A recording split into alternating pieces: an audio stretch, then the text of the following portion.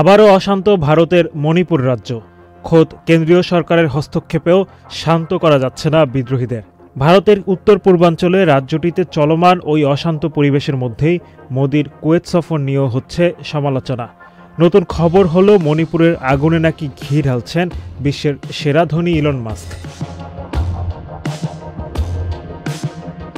বলা হচ্ছে বিদ্রোহীরা ইলন মাস্কের মালিকানাধীন স্টারলিংকের ইন্টারনেট ব্যবহার করছে।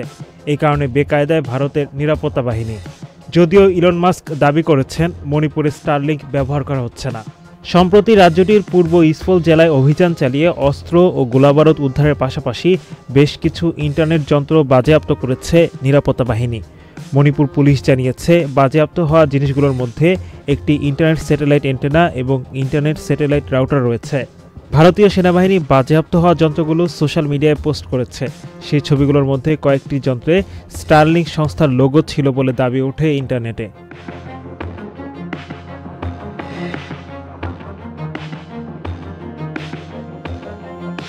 গত 13 ডিসেম্বর চুরচাঁদপুর, চান্দেল, পূর্ব ইসফল সহ বেশ কয়েকটি জায়গায় তল্লাশি চালিয়ে বেশ কিছু অস্ত্র উদ্ধার করেছিল নিরাপত্তা বাহিনী।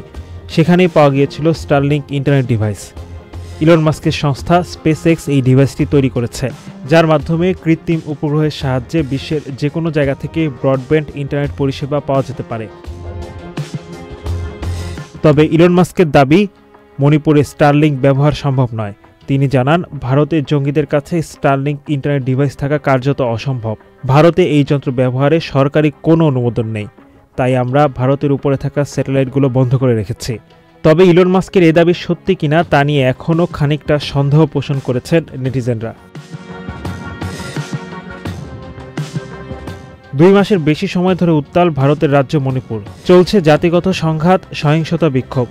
ভারতীয় ও আন্তর্জাতিক সংবাদ মাধ্যম বলছে গত মে মাস থেকে এ পর্যন্ত সহিংসতায় 130 জনেরও বেশি মানুষ মারা গেছেন, আহত হয়েছেন 4 শতাধিক, ঘর ছেড়ে পালাতে বাধ্য হয়েছেন 60,000-এরও বেশি মানুষ। তবে পরিস্থিতি যাই হোক না কেন, মণিপুরে এই মুহূর্তে সংকট মোকাবেলা করতে হলে রাজনৈতিক দলগুলোর ঐক্যমতে আসা খুব গুরুত্বপূর্ণ মনে করছেন নেটিজেনরা। পরিস্থিতি নিয়ন্ত্রণে ভারত সরকারের কিছুটা উদাসীনতাকেও দুষছেন অনেকেই।